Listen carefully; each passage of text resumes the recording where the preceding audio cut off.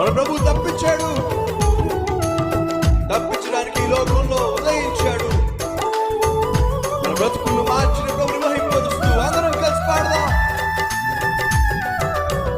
బాధల నుండి బ్రతుకును, పాతాళము నుండి ప్రాణమును, బాధల నుండి బ్రతుకును, పాతాళము నుండి ప్రాణమును తప్పించిన నా యేసయ్యా, బ్రతికించిన నా యేసయ్యా, తప్పించిన నా యేసయ్యా, నన్ను బ్రతికించిన నా యేసయ్యా, యేసయ్యా, యేసయ్యా, యేసయ్యా. ప్రతి ఒక్కరు స్వరాలు విప్పి యేసయ్యా,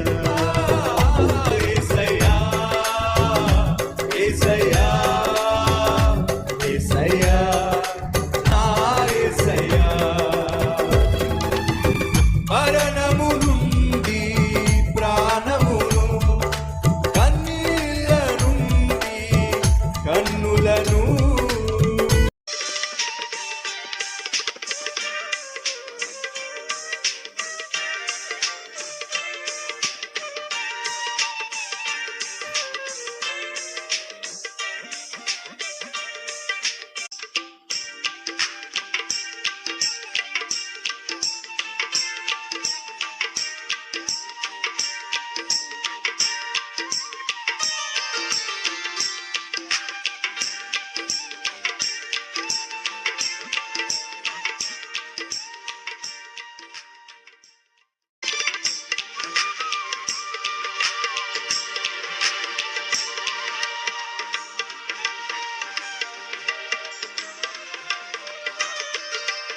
కాలేదు.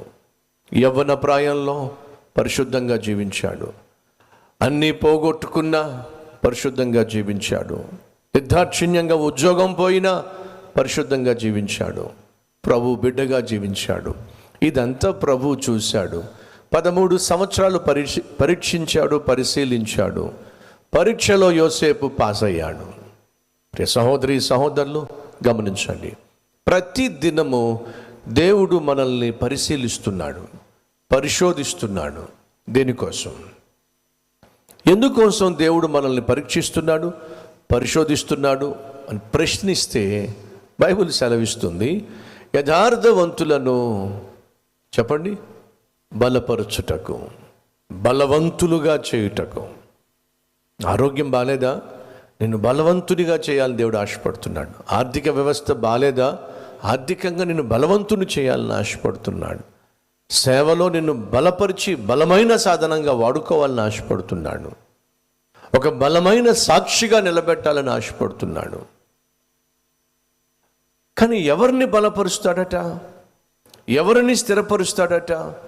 ఎవరిని ఘనపరుస్తాడట? ఎవరిని హెచ్చిస్తాడట? ఎవరి కోసం వెతుకుతున్నాడట? యథార్థవంతులను బలపరచుటకు యెహోవా కనుదృష్టి లోకమంతా సంచరిస్తూ ఉంది. ఇలా లోకమంతా సంచరిస్తున్న సమయంలో ఏ రోజైనా దేవుని కనుదృష్టి నీ మీద పడిందా? ఒక యథార్థవంతుడిని ఇక్కడ చూస్తున్నాను, ఒక యథార్థవంతుడిని ఈ పల్లెలో చూస్తున్నాను, ఓ యథార్థవంతుడిని ఈ పట్టణంలో చూస్తున్నాను, ఓ యథార్థవంతుడిని యథార్థవంతురాల్ని ఈ ప్రాంతంలో నేను చూస్తున్నాను అని చెప్పి దేవుని కనుదృష్టి నీ మీద పడే విధంగా నువ్వు జీవించావా? ఒకసారి ఆలోచించు. గోతిలో త్రోయబడినప్పుడు దేవుడు చూశాడు, యథార్థంగానే జీవించాడు. అమ్మి వేయబడినప్పుడు దేవుడు చూశాడు, యోసేపును యథార్థంగా జీవించాడు. బానిసగా ఇంట్లో పనిచేస్తున్నప్పుడు యోసేపును గమనించాడు, యథార్థంగా జీవించాడు. పాపము చేయి అని చెప్పి తనపై అధికారి భార్య తొందర చేసినప్పుడు యథార్థంగా జీవించాడు. నిష్కారణంగా చెరసాల్లో వేసేసినప్పుడు దేవుణ్ణి దూషించలేదు, తన అన్నయ్యలను దూషించలేదు. ఒరే దుర్మార్గులారా, నిష్కారణంగా నన్ను అమ్మేశారు కాబట్టి ఈరోజు నాకు ఈ దుస్థితి పట్టిందిరా, మీ కాళ్ళు పడిపోను, మీ చేతులు పడిపోను, శాపనార్థాలు పెట్టలేదు. తన యథార్థతను దేవుడు చూశాడు. యథార్థవంతుని ఏం చేస్తాడు? దేవుడు బలపరుస్తాడు, హెచ్చిస్తాడు. గోతిలో నుండి, చెరసాల గృహములో నుండి యోసేపును దేశాన్ని పరిపాలించే స్థాయికి దేవుడు హెచ్చించాడు. మంచి రోజులు చూడాలని ఆశపడుతున్నావా? మంచి గతిని చూడాలని ఆశపడుతున్నావా? మంచి స్థితిని చూడాలని ఆశపడుతున్నావా? యథార్థంగా జీవించు. యథార్థంగా జీవిస్తే అనామకులైన వారిని కూడా, అనామకులు అంటే ఎవ్వరికీ తెలియని వాళ్ళు, ఎవరి గుర్తింపుకు నోచుకోని వాళ్ళు, అలాంటి వారిని కూడా దేవుడు ఎలా దీవిస్తాడో, దీవెనకు కారకులుగా ఎలా చేస్తాడో ఈరోజు మీకు ఈ సందేశం ద్వారా తెలియచేయాలి ఆశపడుతున్నాను.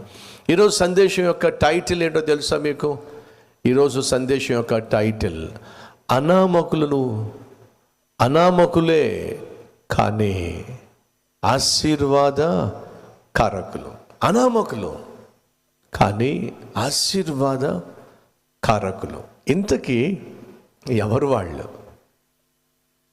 అడ్రస్ లేని వాళ్ళు, అనామకులు.